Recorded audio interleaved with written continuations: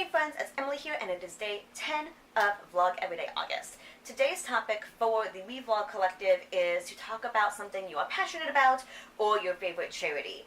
And I am part of BookTube, and a really big part of what people have been talking about the last couple of years is diversity and inclusion, and I have learned more and more that there's a lot of it that I'm really not in a position to comment on because, like, I'm white, I'm straight, I'm cisgendered, and all of these things, and so there's a lot of things that I just need to sit back and listen and not necessarily comment on, but just support. And then there is one aspect that I am pretty qualified to discuss, and that's representation of disabilities in literature and media. And I have shared a lot on the channel that I am super picky about how disabilities are portrayed in books and in media, and there's very few that I like, but I have been trying to branch out and try again because there was, for a really long time, up until now, I kind of just gave up on trying to find people I could connect to that had a disability in books and media because none of them were ever good, and I was just like, well, why even bother? But I've also realized that I haven't really had good concrete things of what I'm looking for and why I don't like it, and so I wanted to sit down and describe what it is that I personally think makes good representation. Many of you may be familiar with the Bechdel Test, and this is a test of 3 questions for women in particularly movies, but in all media, movies, books, TV shows, etc. And basically, they are 3 questions. The first one is there more than one woman? 2, do the women talk to each other? And 3, do they talk about something other than men? And I thought it would be really cool to have something similar, but for disabilities. And so I was chatting with Casey. She has a BookTube channel called The Basket Casey Reads, but lately she's been using her other channel a lot more, which is How Casey Sees It. And she is legally blind, and so she and I kind of were talking back and forth, and she helped me brainstorm this. So thank you, Casey, for helping me out. But these were the 3 things that I am looking for when I talk about disability in media, and I think these 3 things kind of summarize all of the thoughts that I have, because there's a lot of thoughts and it was really hard to get them down to 3, so these are hopefully the most general yet concise ways I can describe it. The number 1 thing is, does the character who has a disability, whether they're a main character, a supporting character, whatever, do they talk about something other than their disability at some point in the story? Because whenever there's a character who has any type of disability, basically almost everything, whenever they're on screen or on page, all they do is talk about their disability, and everything about them is about their disability, and like, believe it or not, they probably have thoughts that have nothing to do with their disability. Number 2, does the character stay disabled the entire story?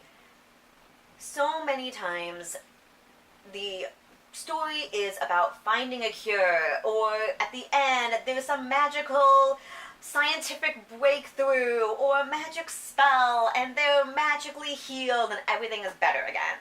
Now, I don't want this to be confused with finding help and getting aid and being healthy, because there's nothing wrong with having something to assist you, like a cane or a brace or medication.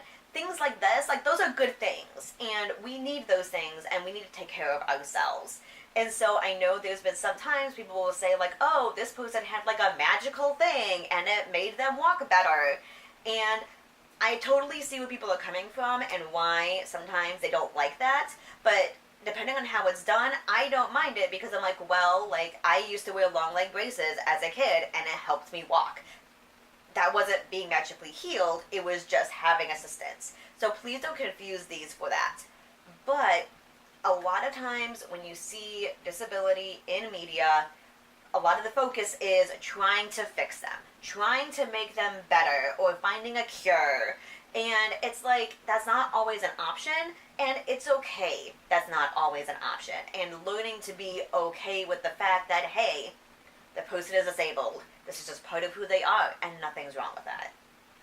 And the third one, which was kind of the hardest one to put concisely, but hopefully this works. Does the character's storyline and arc serve a purpose beyond making the lives of the people around them better?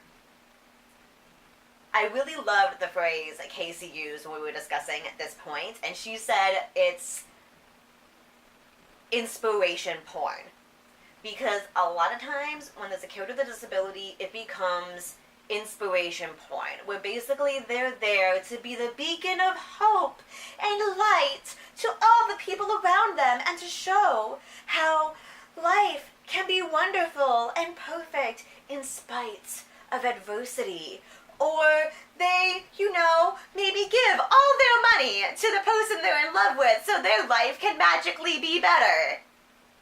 Yeah, I think we all know what I'm talking about.